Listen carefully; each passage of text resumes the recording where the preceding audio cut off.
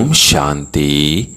आज 9 जून 2025 की साकार मुरली। आज बाबा ने कहा, मीठे बच्चे, तुम सारे विश्व पर शांति का राज स्थापन करने वाले बाप के मददगार हो। अभी तुम्हारे सामने सुख शांति की दुनिया है। प्रश्न, बाप बच्चों को किस लिए पढ़ाते हैं? पढ़ाई का सार क्या है? उत्तर, बाप अपने बच्चों को स्वर्ग का प्रिंस, विश्व का मालिक बनाने के लिए पढ़ाते हैं।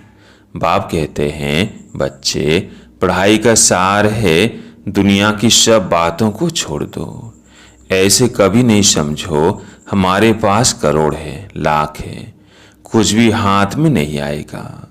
इसलिए अच्छी रीति पुरुषार्थ करो, पढ़ाई पर ध्यान दो। गीत है, आखिर वो दिन आया आज। ओम शांति। बच्चों ने गीत सुना, आखिर विश्व पर शांति का समय आया। सब कहते हैं विश्व में कैसे शांति हो, फिर जो ठीक राय देते हैं उन्हों को इनाम देते हैं। नेहरू भी राय देते थे, शांति तो हुई नहीं, सिर्फ राय देकर गए। अभी तुम बच्चों की बुद्धि में है कि कोई समय सारे विश्व भर में सुख, शांति, संपत्ति आदि थी। वो अभी नहीं है, अब फिर होने वाली है। चक्र तो फिरेगा ना। यह तुम संगम युगी ब्राह्मणों की बुद्धि में है। तुम जानते हो भारत फिर सोने का बनना है। भारत को ही गोल्डन स्प्रो अर्थात सोने की चिड़िया कहा जाता है। बल महिमा तो करते हैं, परंतु सिर्फ कहने मात्र। तुम तो अभी प्रैक्टिकल में पुरुषार्थ कर रहे हो। जानते हो बाकी थोड़े रोज हैं, तो ये सब नर के दुख की बातें भूल जाती है। तुम्हारी बुद्धि में अब सुख की दुनिया सामने खड़ी है। जैसे आगे विलायत से आते थे तो समझते थे अभी बाकी थोड़ा समय है पहुंचने में, क्योंकि आगे विलायत से आने में बहुत टाइम लगता था। अभी तो एरोप्लेन में जल्दी पहुंच जाते हैं। अभी तुम बच्चों की बुद्धि में है कि अब हमारे सुख के दिन आने हैं, जिसके लिए पुरुषार्थ कर रहे हैं। बाबा ने पुरुषार्थ भी बहुत सहज बताया है। ड्रामानुसार कल पहले मुआफिक यह सर्टेन है। तुम देवता थे। देवताओं के कितने ढेर के ढेर मंदिर बन रहे हैं। बच्चे जानते हैं यह मंदिर आदि बनाकर क्या करेंगे। बाकी दिन कितने हैं। तुम बच्चे नॉलेज की ऑथोरिटी हो। कहा भी जाता है परमपिता परमात्मा सर्वशक्तिमान ऑलमाइटी ऑथोरिटी है। तुम ज्ञान की ऑथोरिटी हो, वह भक्ति की ऑथोरिटी। बाप को कहा जाता है ऑलमाइटी ऑथोरिटी। तुम बच्चे नंबरवार पुरुषार्थ अनुसार बन रहे हो। तुमको सृष्टि के आदि मध्य अंत का ज्ञान है। जानते हो हम पुरुषार्थ कर रहे हैं बाप से वर्षा पाने का। जो भक्ति की ऑथोरिटी है वो सबको भक्ति ही सुनाते हैं। तुम ज्ञान की ऑथोरिटी हो तो ज्ञान ही सुनाते हो। सतयुग में भक्ति होती ही नहीं। पुजारी एक भी होता नहीं। पूज्य ही पूज्य है। आधा कल्प है पूज्य और आधा कल्प है पुजारी। भारतवासियों के लिए है, पूज्य थे तो स्वर्ग था। अब भारत पुजारी नरक हैं। तुम बच्चे अब प्रैक्टिकल लाइफ बना रहे हो। नंबरवार पुरुषार्थ अनुसार सबको समझाते रहते हो और वृद्धि को पाते रहते हो। ड्रामा में पहले से ही नोंद है। ड्रामा तुमको पुरुषार्थ कराते रहते हैं, तुम करते रहते हो। जानते हो ड्रामा में हमारा अविनाशी पाठ है। दुनिया इन बातों को क्या जाने। हमारा ही ड्रामा में पार्ट है। जो कहेगा वही समझेगा ना कि कैसे हमारा इस ड्रामा में पार्ट है। ये सृष्टि चक्र फिरता ही रहता है। ये वर्ल्ड की हिस्ट्री ज्योग्राफी तुम्हारे सिवाय और कोई को मालूम नहीं है। ऊंच तूंच कौन है दुनिया में कोई नहीं जानते हैं। ऋषि मुनि आदि भी कहते थे हम नहीं जानते। नेति नेति कहते थे ना। अभी तुम बच्चे तो जानते हो वह रास्ता बाप है और हमको पढ़ा रहे हैं। यही बाबा ने बार बार समझाया है कि यहाँ जब बैठते हो तो देही अभिमानी होकर बैठो। एक बाप ही राजयोग सिखाते हैं और वर्ल्ड की हिस्ट्री ज्योग्राफी समझाते हैं। बाप कहते हैं मैं कोई थॉट रीडर नहीं हूँ। इतनी बड़ी दुनिया है, इनको क्या बैठ रीड करेंगे। बाप तो खुद कहते हैं मैं ड्रामा की नूंद अनुसार आता हूँ तुम्हें पावन बनाने। ड्रामा में मेरा जो पार्ट है वही बजाने आता हूँ। बाकी मैं कोई थॉट रीडर नहीं करता हूँ। बतलाता हूँ मेरा क्या पार्ट है और तुम क्या पार्ट बजा रहे हो। तुम यह नॉलेज सीखकर दूसरों को सिखला रहे हो। मेरा पार्ट ही है पतितों को पावन बनाना। यह भी तुम बच्चे जानते हो। तुम तिथि तारीख आदि सब जानते हो। दुनिया में कोई थोड़ी जानते हैं। तुमको बाप सिखला रहे हैं। फिर जब ये चक्र पूरा करेंगे तब फिर बाबा आएंगे। उस समय जो सीन चली वह फिर कल बाद चलेगी। एक सेकंड न मिले दूसरे से। ये नाटक फिरता रहता है। तुम बच्चों को बेहद के नाटक का पता है, फिर भी तुम घड़ी घड़ी भूल जाते हो। बाबा कहते हैं तुम सिर्फ याद करो। हमारा बाबा बाबा है, वही टीचर है, गुरु है। तुम्हारी बुद्धि उस तरफ चली जानी चाहिए। आत्मा खुश होती है बाप की महिमा सुनकर। सब कहते हैं हमारा बाबा बाबा है, टीचर है, वह सच्चा ही सच्चा है। पढ़ाई भी सच्ची और पूरी है। उन मनुष्यों की पढ़ाई अधूरी है।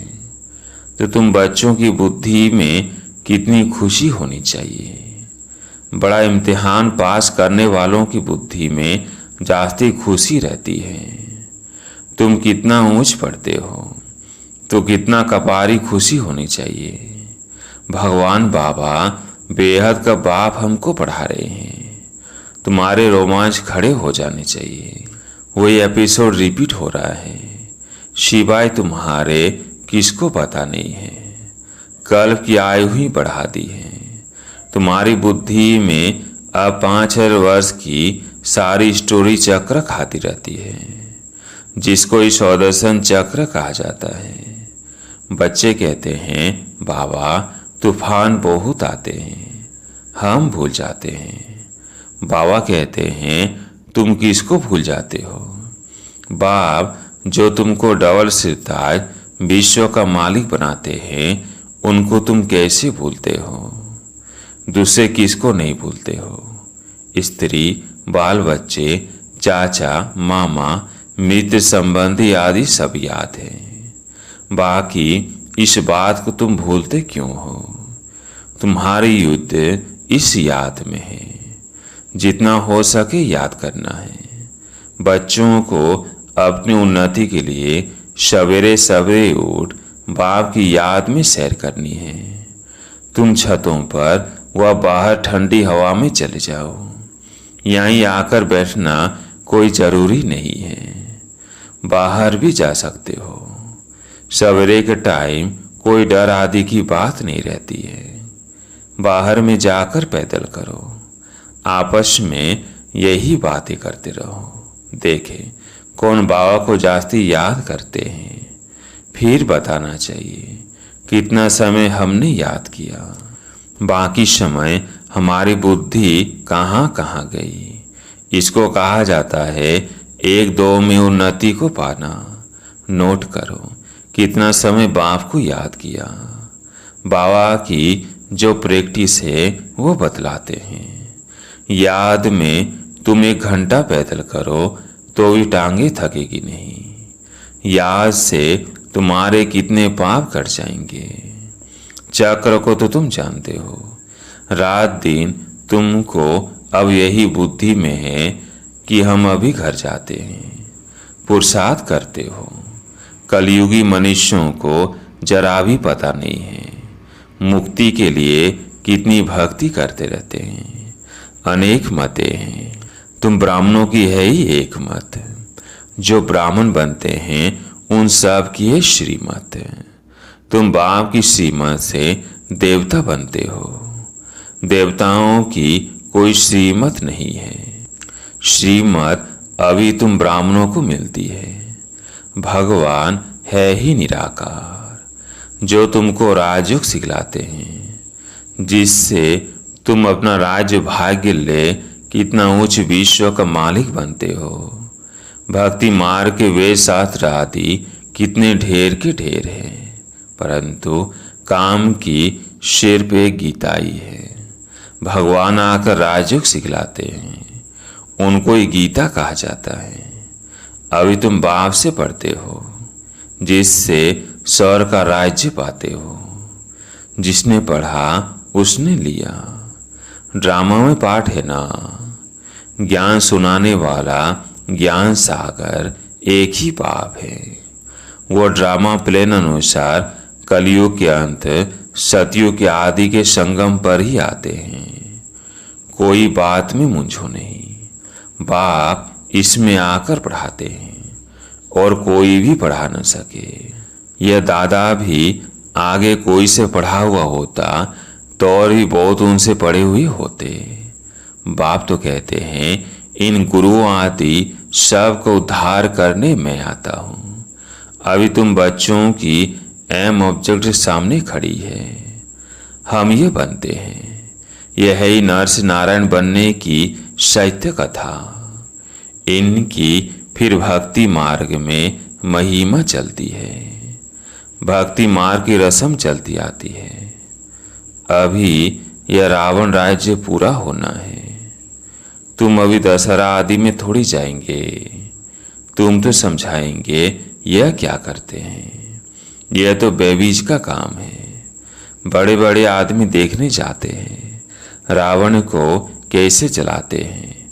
यह है कौन, कोई बता ना सके। रावण राज्य है ना। दशहरे आदि में कितनी खुशी मनाते हैं, जिसमें रावण को जलाते आते हैं। दुख भी जलाता है, कुछ भी समझ नहीं है। अभी तुम समझते हो हम कितने बेसमझ थे। रावण बेसमझ बना देते हैं। अभी तुम कहते हो बाबा हम लक्ष्मी नारायण जरूर बनेंगे। हम कोई कम पुरुषार्थ थोड़ी करेंगे। यह एक ही स्कूल है। पढ़ाई बहुत सहज है। बूढ़ी बूढ़ी माताएं और कुछ नहीं याद कर सकती तो शिव बाप को याद करे।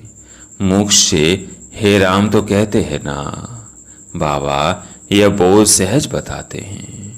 तुम आत्मा हो। परमात्मा बाप को याद करो तो तुम्हारा बेड़ा पार हो जाएगा। कहाँ चले जाएंगे? शांति धाम, सुख धाम। और सब कुछ भूल जाओ। जो कुछ सुना है, पढ़ा है, वह सब भूलकर अपने को आत्मा समझ बाप को याद करो तो बाप से वर्षा जरूर मिलेगा। बाप की याद से ही पाप कट जाते हैं। कितना सहज है। कहते भी हैं भ्रिकुटी के बीच चमकता है सितारा। तो जरूर इतनी छोटी आत्मा होगी ना। डॉक्टर लोग बहुत कोशिश करते हैं आत्मा को देखने की, परंतु वह बहुत सूक्ष्म है। हट आदि से कोई देख न सके। बाप भी ऐसे ही बिनती है। कहते हैं जैसे तुम साधारण हो, हम भी साधारण बन तुमको पढ़ाता हूँ। किसको क्या पता किन्हों को भगवान कैसे पढ़ाते होंगे। श्री कृष्ण के साथ प्यार तो सबका है ना। अभी तो तुम बच्चे जानते हो, हम शो बन रहे हैं। श्री कृष्ण है प्रिंस, उन्हें गोद में लेना चाहते हैं तो पुरुषार्थ करना पड़े, कोई बड़ी बात नहीं है। बाप अपने बच्चों को स्वर्ग का प्रिंस, विश्व का मालिक बनाने के लिए पढ़ाते हैं। बाप कहते हैं, बच्चे, पढ़ाई का सार है दुनिया की सब बातों को छोड़ दो। ऐसे कभी नहीं समझो कि हमारे पास करोड़ों लाख हैं, कुछ भी हाथ में नहीं आएगा। इसलिए अच्छी रीति पुरुषार्थ करो। बाप के पास आते हैं तो बाप उलाहना देते हैं। 8 मास से आते हो और बाप जिनसे सौर की बादशाही मिलती है उनसे इतना समय मिले भी नहीं। कहते, बाबा फलाना काम था। अरे तुम मर जाते फिर यहाँ कैसे आते? ये बहाने थोड़ी चल सकेंगे। बाप राजयोग सिखा रहे हैं और तुम सीखते नहीं।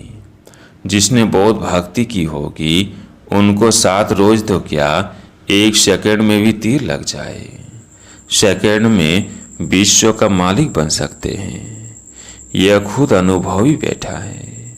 विनाश देखा, चतुर्भुज रूप देखा, बस समझने लगा, ओहो हम विश्व के मालिक बनते हैं। साक्षात्कार हुआ, उमंग आया और सब कुछ छोड़ दिया। यहाँ तुम बच्चों को मालूम पड़ा बाप आए हैं विश्व की बादशाही देने। बाप पूछते हैं निश्चय कब हुआ? तो कहते हैं 8 मास। बाबा ने समझाया है मूल बात है याद और ज्ञान, बाकी तो दीदार कोई काम का नहीं।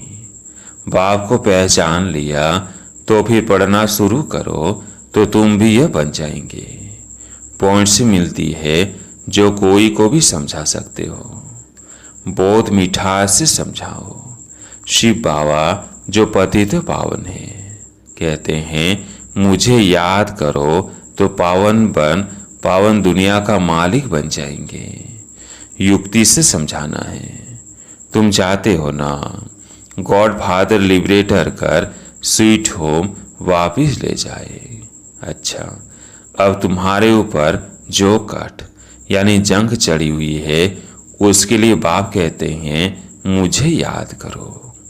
अच्छा, मीठे मीठे सिकिल्ले बच्चों प्रति माता पिता बाप दादा का याद प्यार और गुड मॉर्निंग। रूहानी बाप की रूहानी बच्चों को नमस्ते। हम रूहानी बच्चों की रूहानी बाप दादा को याद प्यार गुड मॉर्निंग नमस्ते नमस्ते। धारणा के लिए मुख्य सार। पहला पॉइंट, सवेरे सवेरे उठ पैदल करते बाप को याद करो। आपस में यही मीठी रूरिहान करो कि देखें कौन कितना समय बाबा को याद करता है, फिर अपना अनुभव सुनाओ। दूसरा पॉइंट है, बाप को पहचान लिया तो फिर कोई बहाना नहीं देना है, पढ़ाई में लग जाना है। मुरली कभी मिस नहीं करनी है। आज प्यारे मीठे बाबा का वरदान, सर्व के गुण देखते हुए स्वयं में बाप के गुणों को धारण करने वाले गुण मूर्त भव। सर्व के गुण देखते हुए स्वयं में बाप के गुणों को धारण करने वाले गुण मूर्त भव। संगम युग पर जो बच्चे गुणों की माला धारण करते हैं वही विजय माला में आते हैं। इसलिए होली हंस बन सर्व के गुणों को देखो और एक बाप के गुणों को स्वयं में धारण करो। यह गुणमाला सभी के गले में पड़ी हुई हो। जो जितने बाप के गुण स्वयं में धारण करते हैं उनके गले में उतनी बड़ी माला पड़ती है। गुण माला को सिमरन करने से स्वयं भी गुण मूर्त बन जाते हैं। इसी की यादगार में देवताओं और शक्तियों के गले में माला दिखाते हैं। आज का स्लोगन, साक्षीपन की स्थिति ही यथार्थ निर्णय का तख्त है। साक्षीपन की स्थिति ही यथार्थ निर्णय का तख्त है। आज का व्यक्ति सारा आत्मिक स्थिति में रहने का अभ्यास करो, अंतर्मुखी बनो। अंतर्मुखी होकर कार्य करने से विघ्नों से, व्यर्थ संकल्पों से बच जाएंगे और समय भी बहुत बच जाएगा। जो अंतर्मुखी रहते हैं उनमें स्मृति की समर्थि भी आती है और आत्मा रूपी नेत्र पावरफुल बनता जाता है, जिससे यदि कोई विघ्न आने वाला होगा तो यह महसूसता आएगी कि आज कोई पेपर होने वाला है।